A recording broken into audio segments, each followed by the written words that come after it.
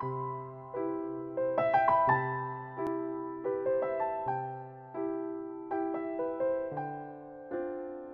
think that unfortunately there's a huge need, and people need somewhere to go.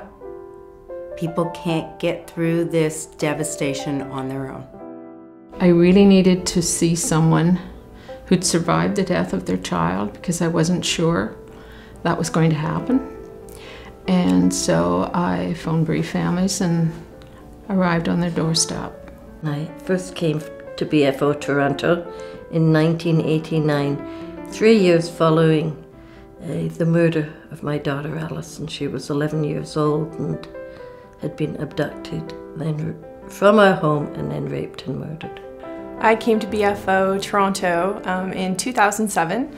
I had lost my twin boys. Parker and Colton were born premature in 2003 after living only a few hours, and obviously that was the lowest point in my life. I lost my husband Oscar in August of 2009. He was diagnosed with lung cancer, and 9 months later he passed away. My doctor had recommended to my husband that I needed help because 1991 I'd had 4 miscarriages and then an ectopic pregnancy, and I just wasn't doing very well, and he suggested Bereaved Families of Toronto, the infant loss group, and it changed my life. I didn't feel like I had anyone to talk to, especially within my friend circle or my family circle, because I was the first one to lose somebody, and as much as they tried to be there for me, they really didn't get it.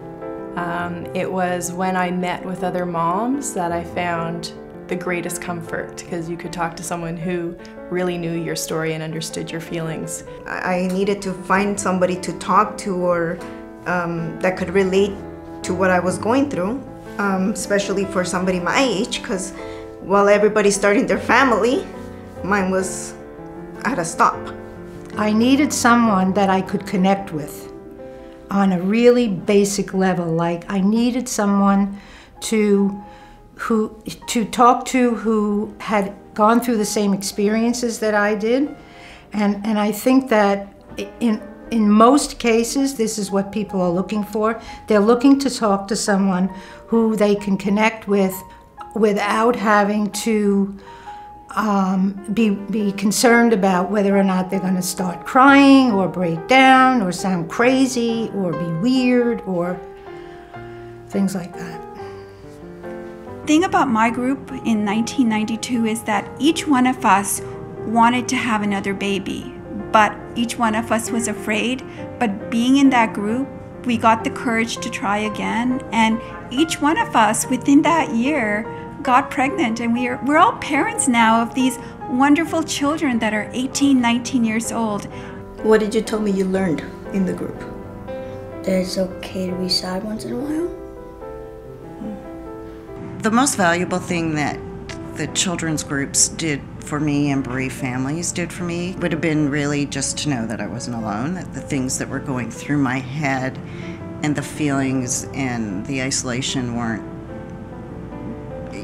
I wasn't crazy, and it wasn't just us. We truly are a unique organization.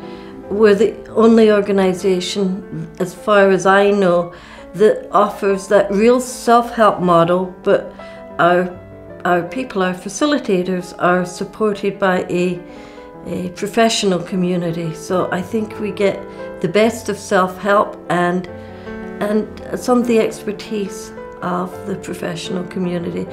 I was responsible to oversee the implementing of the program at Bereaved Families, and that meant running an annual facilitators training each year. And in the facilitators training, there would be bereaved parents and bereaved spouses who would be learning to be facilitators, and there would also be professionals who were particularly sensitive to bereavement, who were wanting to work with these individuals. Funeral directors are obviously one of the first contacts that people have when a death occurs. Many people are not aware there is an organization like Bereaved Families there, and part of our obligation, I think, is to let people know that there is an organization such as BFO there to help them after the funeral and moving forward.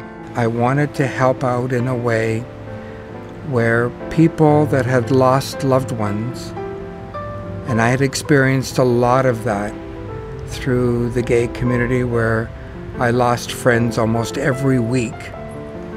And I saw the devastation that it had upon the partner and upon the families, and how it broke families apart. And I wanted to help in some way that I could.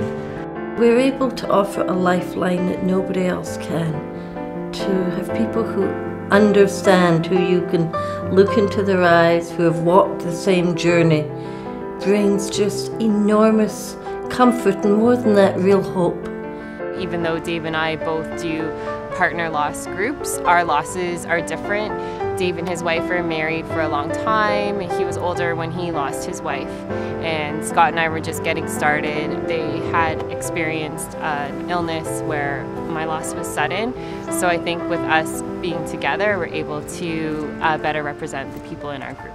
We kept the program going. We extended the program. We extended it into preschool children. Gay and lesbians that were marginalized. We extended it to grandparents. Into the Black community, where they were marginalized because of the stigmatism with violence and so on. We also extended it into the multicultural program. Grief is the one thing that doesn't discriminate.